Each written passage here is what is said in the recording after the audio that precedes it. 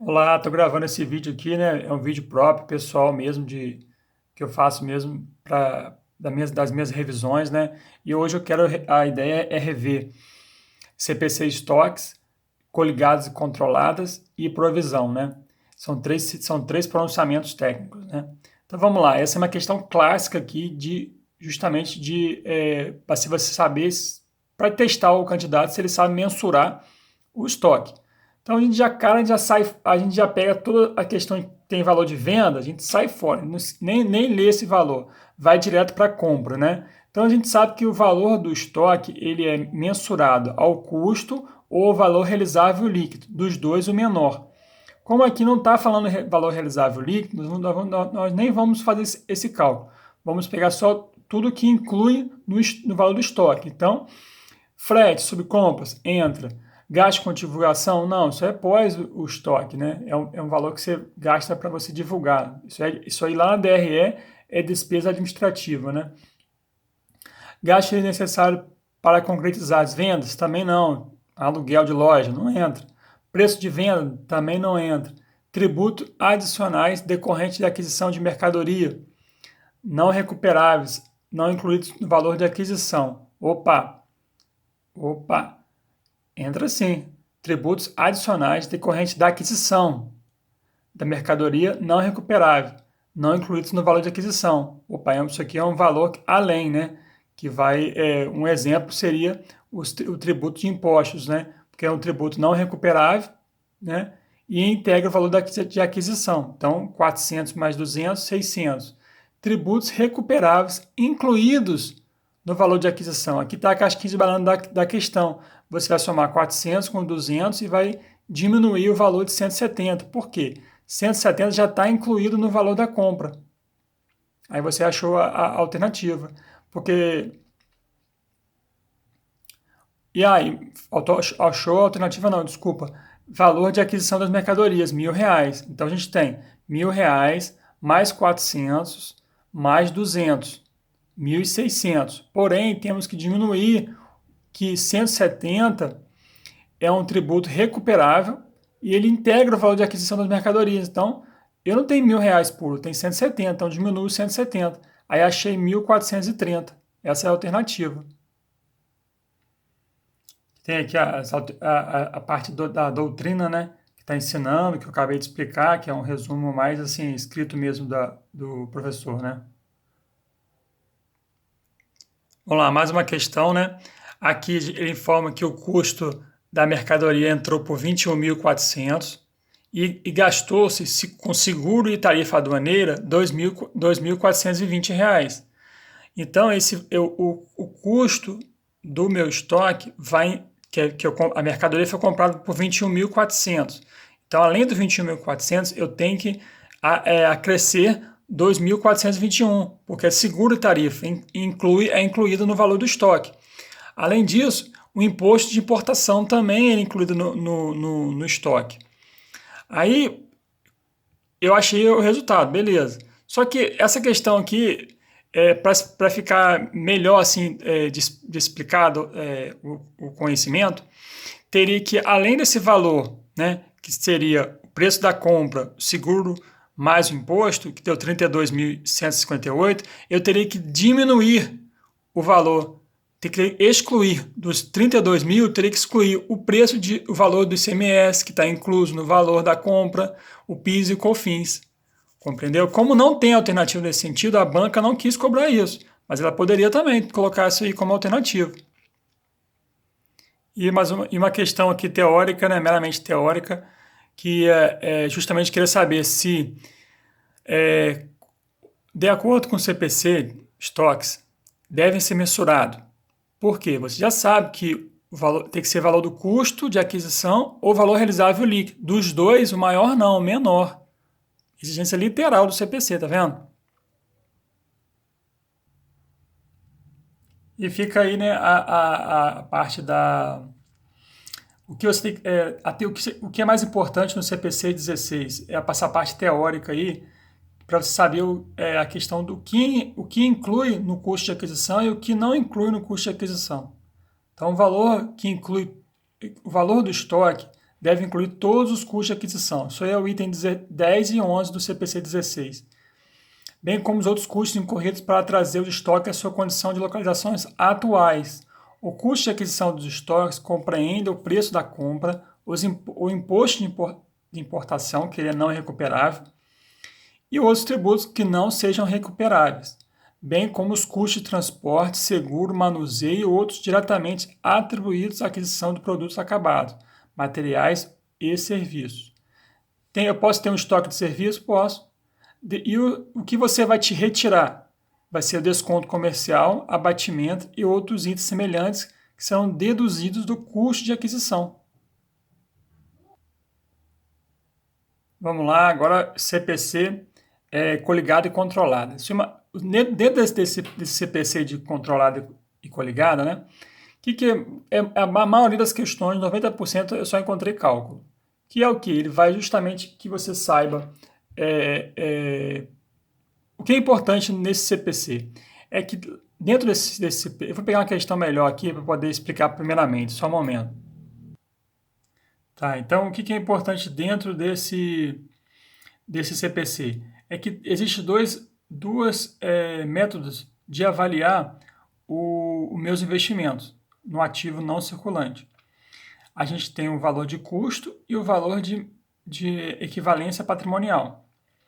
O valor de custo, eu vou sempre optar por ele quando não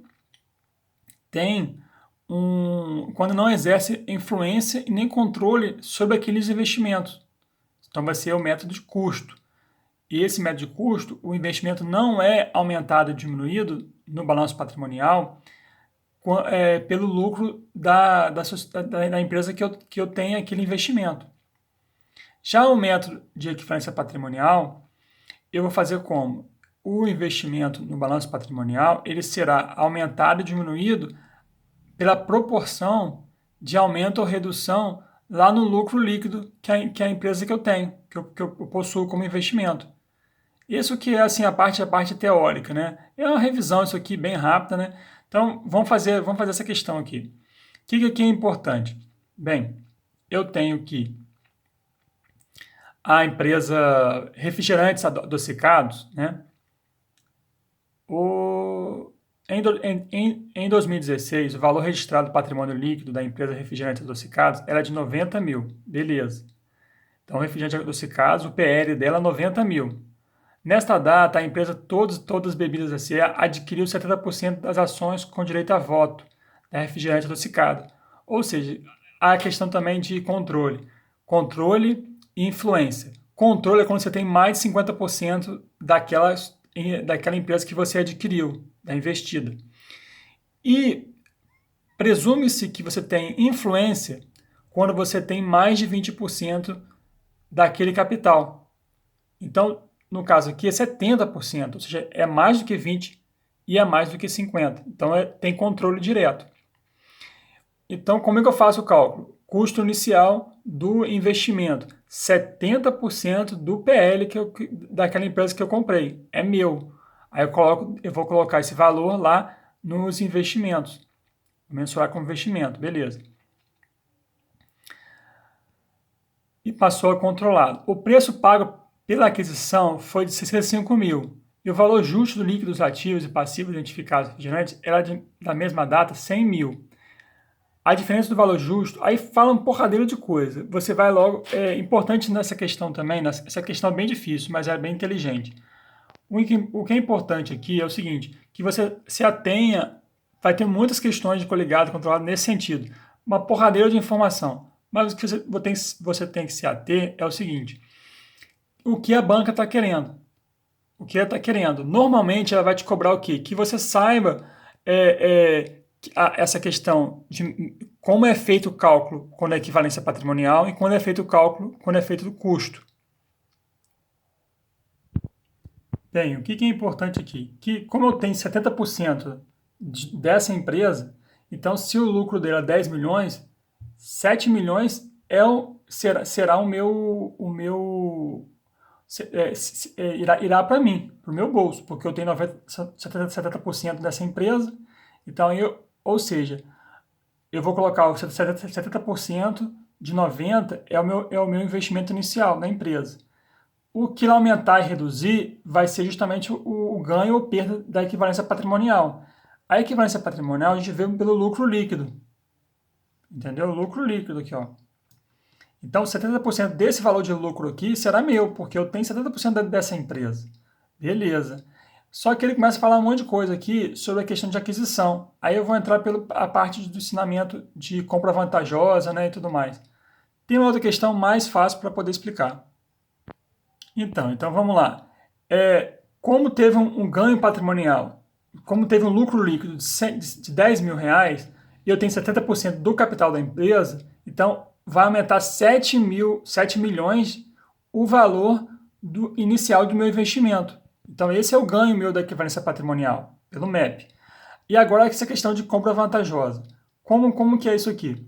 Você vai pegar o valor justo do investimento e vai diminuir pelo valor pago do investimento. Então, lá falou que o valor justo do investimento foi 100 mil reais, 100 milhões. E como eu comprei 70% dessa empresa, 70% de 100 milhões.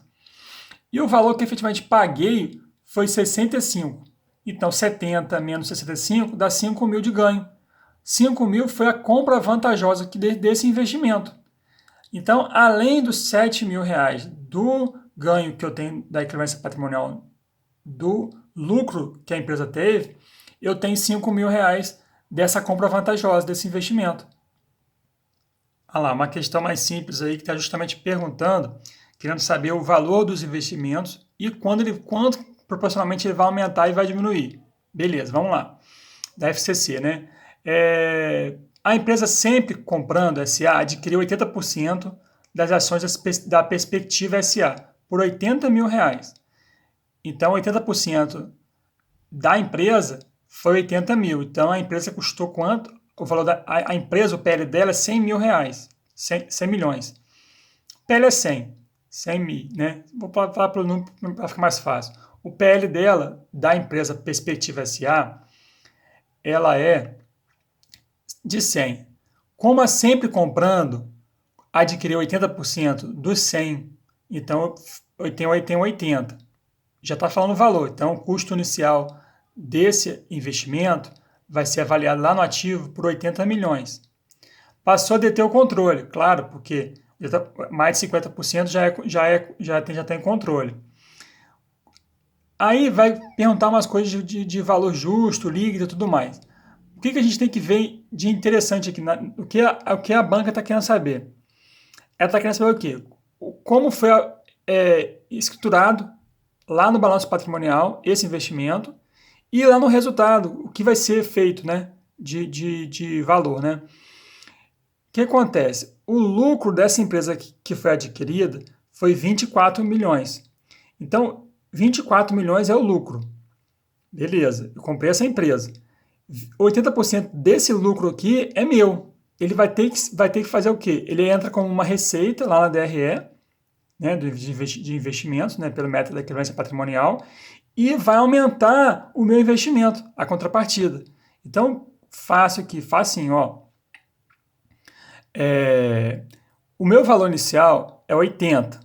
Aí vou pegar com um outro, vou mostrar aqui na outra, é mais fácil para vocês verem também. Olha lá. Na aquisição foi 80. Beleza. Então eu paguei 80 milhões e entrou como investimento lá no ativo não circulante. 80 mil esse investimento dessa controlada. É meu. Aí, desse 80 ele vai aumentar e vai subir pelo resultado da equivalência patrimonial. Como o lucro foi 24 milhões, 80% desse lucro será meu. Então eu tenho 19 milhões. Como não teve dividendos a distribuir, não falou nada sobre isso, então eu não vou deduzir desses valores aqui o dividendo. Então, como eu vou informar? Eu vou aumentar o 80 por esse valor aqui, né? Esse vai ser a escrituração. Olha lá, eu vou aumentar investimentos controlados, que tá valorado por 80 milhões, e vou aumentar ele quanto? 19 milhões. Então, eu vou aumentar o ativo não circulante. Então, eu vou debitar, conta devedora. E eu vou creditar lá o resultado, porque é uma receita. Receita de quê? de equivalência patrimonial, 19 milhões e 200 mil. Então, o investimento, nesse momento, no balanço, quando eu fizer, ele vai ter que corresponder à realidade. Tem que ser princípio contábil da prudência e da fidelidade, né? Valor original, né? E tudo mais. Então, de 80 mil, eu tive um ganho no resultado de equivalência patrimonial de 19.200 por causa do lucro. O lucro líquido do exercício, ele tem que ser, você vai pegar o lucro líquido do exercício, que foi 24 milhões, e vai multiplicar pela porcentagem daquele lucro que me pertence. Isso vai entrar aumentando o meu investimento. Vamos lá, mais um exemplo aqui. Essa questão aqui é muito interessante. A empresa Francesa S.A., ela detém 70% da empresa Paris e 8% só da empresa Lyon. Opa, 8% é menor do que se presume ser de influência significativa. Então, opa, já ligou o alerta, pode ser pelo custo, não vai ser pelo método da equivalência patrimonial. Aí, se não falou nada que tem influência, beleza, né? Sendo que o investimento da empresa Paris é avaliado pelo método patrimonial e o investimento Lyon é pelo método de custo. Opa, a gente já sabe que é custo e um é equivalência patrimonial. Beleza. Aí, o que acontece? No balanço patrimonial de 2013, já está o valor de inicial do custo de cada um, entendeu? A Paris é equivalência patrimonial e Lyon é pelo valor de custo. Então, se Lyon tiver resultado positivo, se tiver lucro, eu não vou aumentar e nem reduzir o meu valor do ativo, porque é pelo custo. Não, ele vai entrar só como receita, não vai entrar como custo. Não vai aumentar o meu valor do ativo. Já Paris é pelo método de equivalência patrimonial, que é o quê? Equivalência patrimonial. Se aumentar o resultado, lá no resultado, o lucro, vai aumentar no meu ativo, vai valorar o meu ativo proporcionalmente. Beleza, isso que é importante na questão. Aqui, está aqui que eu queria mostrar, né? O lucro de Paris, da empresa de Paris, foi 1 milhão. E da Lyon foi 400 milhões. 400, né? Um foi 1 milhão, outro foi 400 mil. O 400 mil, eu vou entrar como isso aí, não vou fazer o método de equivalência patrimonial. Mas Lyon, eu sei que 70% desse valor aqui, né, a minha porcentagem, pertence a mim, vai ter que ser equivalência patrimonial. E o dividendo vai diminuir esse valor aqui do lucro líquido. Por quê? O dividendo vem da onde? Da onde que vem o dividendo? Vem do lucro líquido, né? Lá no DRE. Então, eu posso fazer o seguinte, eu posso pegar, fazer a porcentagem minha, como eu gosto de fazer o cálculo. Eu faço como? Eu pego o lucro líquido do exercício menos o dividendo. Aí eu tenho lucro líquido ajustável. Do lucro líquido ajustado é que eu vou incidir a minha porcentagem de 70%.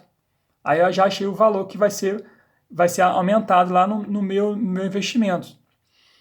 Então, é a letra justamente A. Né? A gente tem aqui a participação, né? Deixa eu pegar aqui. Não, desculpa, tem outra alternativa aqui. Ó, tá o valor aqui, ó.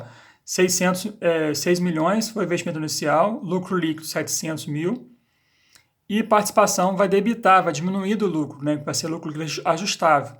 Eu prefiro fazer o cálculo inverso aqui. Eu pego 6, né? 6 milhões é o valor inicial, deixo quieto lá separado. O valor da... Não, aqui ele fez uma embolacão aqui, cara. Eu não gosto de fazer essa parada, não. Desculpa, ele não embolou, não. Ele que eu não estava enxergando a informação. É 1 milhão, né? Então, 70% de 1 milhão é 700. E o dividendo entra diminuindo esse valor do lucro. É só isso, só saber essa informação. Então, eu vou ter 300 mil a mais de que foi o ganho patrimonial. Então, de 6 milhões, que é o valor inicial, eu vou aumentar 300. Tá aqui. E justamente o custo lá. Como estudamos, o método custo e o investimento não sofre impacto decorrente do resultado da apuração da investida. Além disso, os dividendos são contabilizados como receita. Logo, o valor do investimento permanecerá, ao final do exercício, o mesmo valor inicialmente mensurado ao custo. O valor que foi aqui de 100 mil, que foi o dividendos que vai receber, né, que eu iria receber, né, eu sei o quê? Que isso vai entrar como uma receita para mim. Agora eu vou pegar uma questãozinha teórica aí. A questãozinha aí.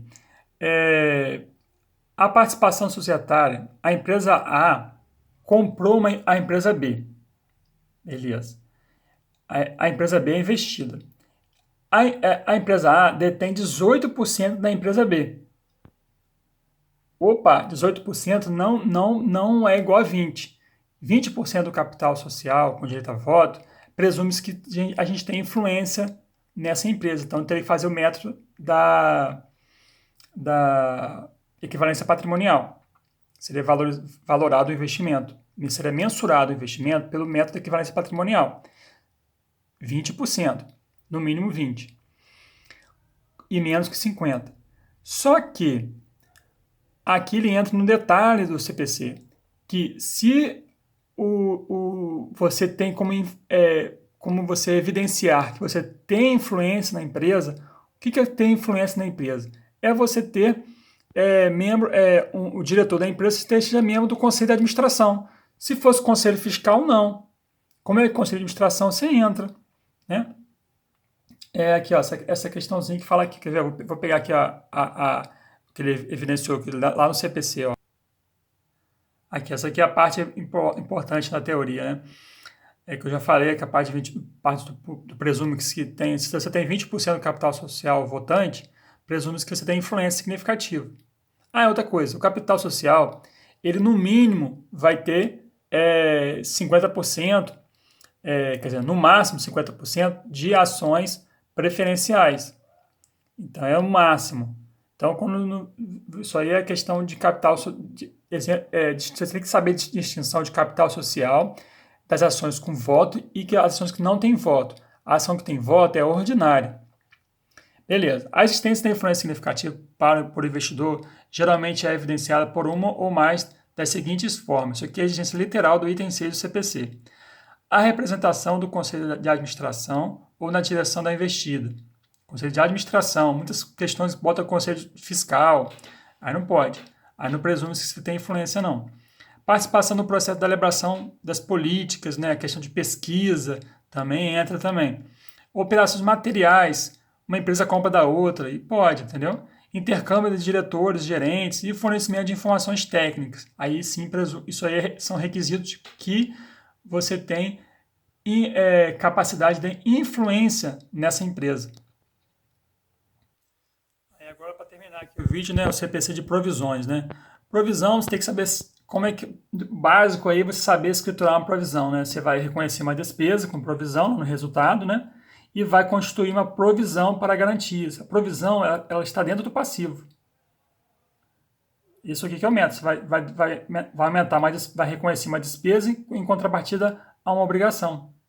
Beleza, isso que aqui é importante você saber na constituição da escrituração de provisão. Aí, agora, ativo contingente. O que é importante de ativo contingente? A banca, as questões de provas, só muita exigência nesse sentido. Colocando que você tem que reconhecer o ativo. Ele bota a definição do ativo, só que coloca depois do ativo, bota contingente. Então, a gente sabe que o ativo contingente ele não é reconhecido na demonstração contábil. Não é, cara, entendeu? E o ativo contingente é um ativo possível, que resulta de evento passado e cuja existência será confirmada apenas pela ocorrência ou não de um ou mais eventos futuros, incertos, não totalmente sob o controle da entidade. Definição de ativo contingente. E como ele é cobrado muito em prova, né? E sobre o passivo contingente, né? Que as bancas fazem a mesma pegadinha também do passivo, do ativo, né? Só que acontece, o passivo contingente ele não é reconhecido nas demonstrações contábeis. O que acontece? Se ele for considerável possível, então ele não é reconhecido, mas ele é divulgado em nota explicativa. Passivo contingente nunca é reconhecido no balanço patrimonial. Ele é só divulgado em nota explicativa se ele for possível. Então vamos para a definição, né? Passivo contingente é uma obrigação possível, não é provável, é possível, que resulta de evento passado e cuja existência será confirmada apenas pela ocorrência ou não de um ou mais eventos futuros incertos, não totalmente sob o controle da entidade. É uma obrigação presente, sim, mas que resulta de evento passado. É uma obrigação presente que resulta de evento passado. Até aí tem a definição de passivo. mas que não é reconhecida. Por quê? Porque não é provável que uma saída de recursos que incorpora benefício econômico seja liquidada seja exigida para liquidar a obrigação. O valor da obrigação não pode ser mensurado com suficiente confiabilidade. Aí está a grande diferença do passivo contingente. Ele parece um pouco com a definição de provisão, né? Porém, o que acontece? Ele não é reconhecido porque seu valor não é mensurado com confiabilidade. Isso aí é um critério de reconhecimento de passivo muito importante, né? Agora vamos sobre a provisão. A provisão, quando que a gente vai reconhecer a provisão? Provisão é um passivo. Então tem que ser o quê? O custo tem que ser mensurado com confiabilidade. A entidade tem uma obrigação presente derivada de evento passado. Seja provável que será necessária uma série de recursos que incorpora benefício econômico para liquidar a obrigação, ou seja, a capacidade de que o fluxo de caixa, né, fluxo benefício futuro, né, fluirão para a entidade, né, os benefícios futuros fluirão para a entidade. É aquela questão da reconhecimento do passivo. Se as condições não forem satisfeitas, nenhuma provisão deve ser reconhecida. Aí vai ser uma questão de passivo contingente. E agora vamos para a questão de cálculo, né? Que é interessante. Bem, aqui, uma questãozinha clássica cobrando como que é cobrado os cálculos, né, da questão de provisão desse CPC, né? O que acontece? Aqui ele está falando que a provisão nesse balanço patrimonial em 2014 foi de 800 mil reais, sendo que 300 foi uma provisão para trabalhista, 400 para tributária e 100 para ambiental. Aí o que acontece? Ele fala que no outro balanço patrimonial de 2015 aconteceu essas informações aqui. Então o que acontece? O que ele vai querer saber? No final, qual foi o valor das provisões, né? O valor total e o que se aumentou ou reduziu. Essa é a clássica exigência que faz a provisão, quando vem cálculo. O que a gente tem que ver aqui?